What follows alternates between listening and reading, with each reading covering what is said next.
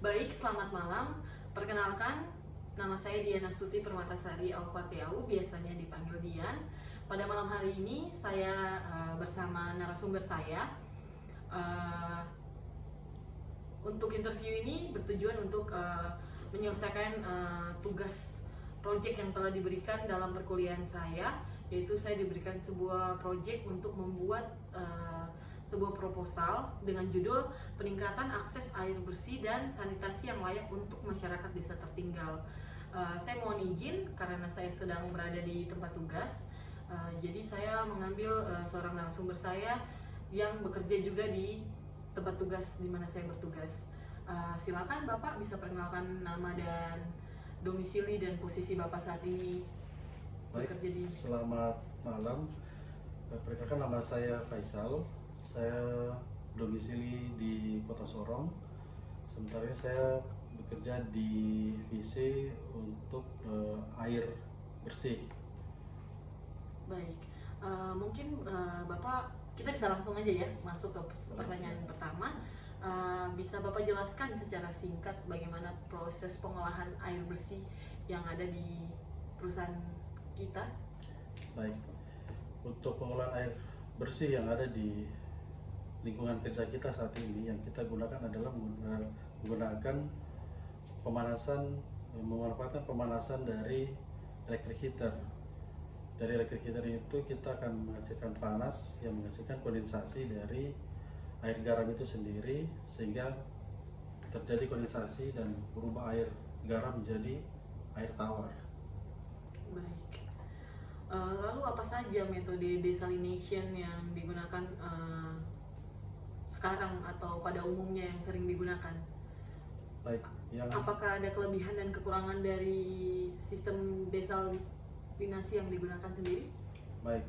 Untuk sistem desalinasi kita saat ini kita gunakan di perusahaan kita, satu masalah penting yang saat ini kita sering hadapi adalah total suspended solid yang sering mengalami kesulitan di saat terjadi pemanasan di sistem kita, karena akan menghambat sistem pemanasan sehingga menghambat dari sisi kondensasi sistem desalinasi itu tersebut.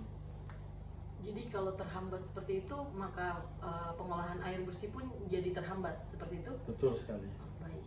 Lalu apa saja parameter untuk mengukur atau bisa dikatakan sebuah air itu bersih itu dikatakan diukur dalam parameter apa? Baik, untuk pemilihan kategori air bersih di sini kita bisa dimonitor menggunakan conductivity dari air tersebut. Di samping itu, untuk kebutuhan sehari-hari kita bisa menggunakan remineralisasi, dan itu akan ditambahkan beberapa mineral-mineral yang ada di dalam air itu tersebut. Baik. Lalu menurut Bapak sendiri, apakah ada tantangan utama dalam pengolahan air garam menjadi air bersih ini?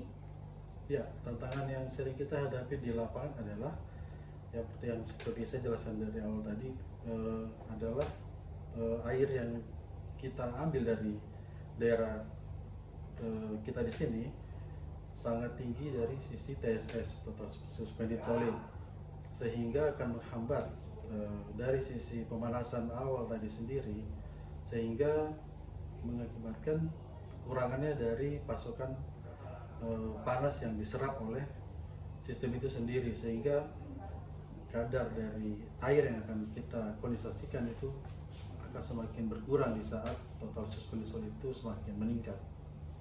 Baik. Bisa Bapak ceritakan sedikit pengalaman Bapak misalkan dalam pengolahan limbah dari air ini, apakah mungkin ada limbahnya dan harus diolah atau seperti apa? Untuk air limbah kita saat ini kita menggunakan beberapa chemical, dan juga itu akan dikontrol oleh teman-teman dari lab, sehingga akan terkontrol untuk sisi air yang akan kita buang ke laut itu sendiri.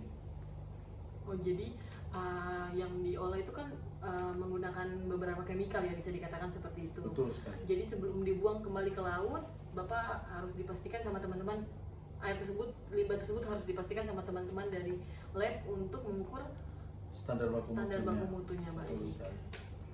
Baik, oke. Lalu bagaimana Bapak memastikan keselamatan kerja dalam lingkungan pengolahan air garam tersebut? Apakah ada yang harus diperhatikan atau misalkan ada yang mungkin sebuah proses yang bisa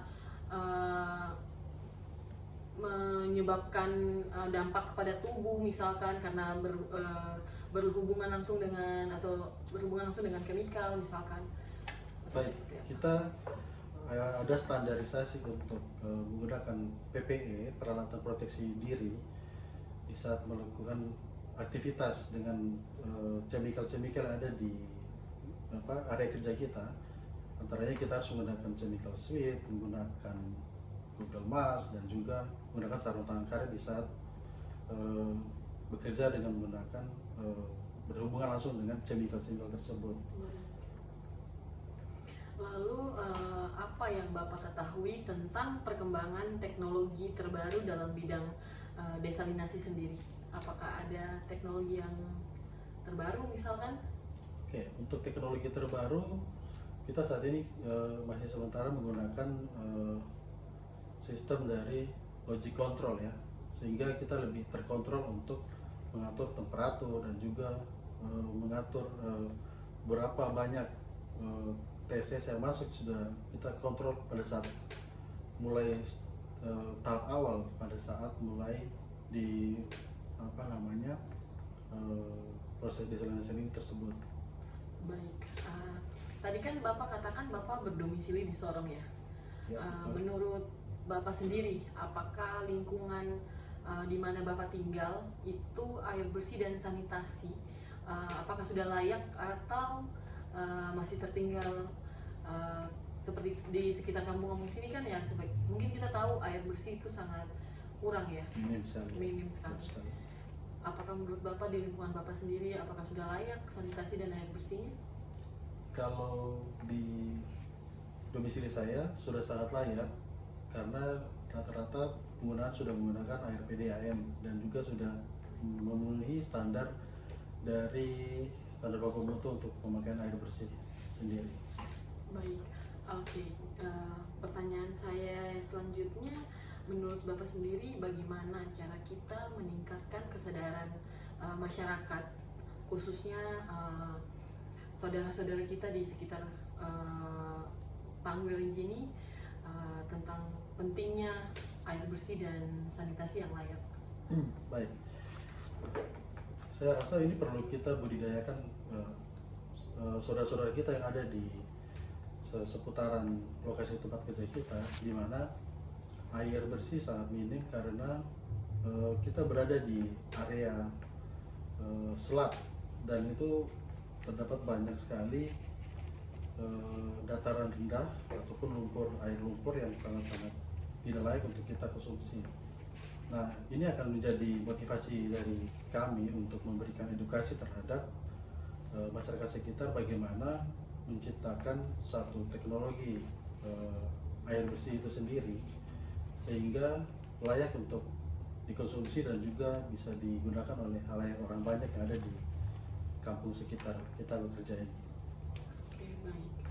Saya rasa cukup pertanyaan dari saya. Terima kasih karena Bapak Faisal sudah bersedia meluangkan waktu, dan mohon maaf jika ada salah pertanyaan atau salah kata. Saya tutup.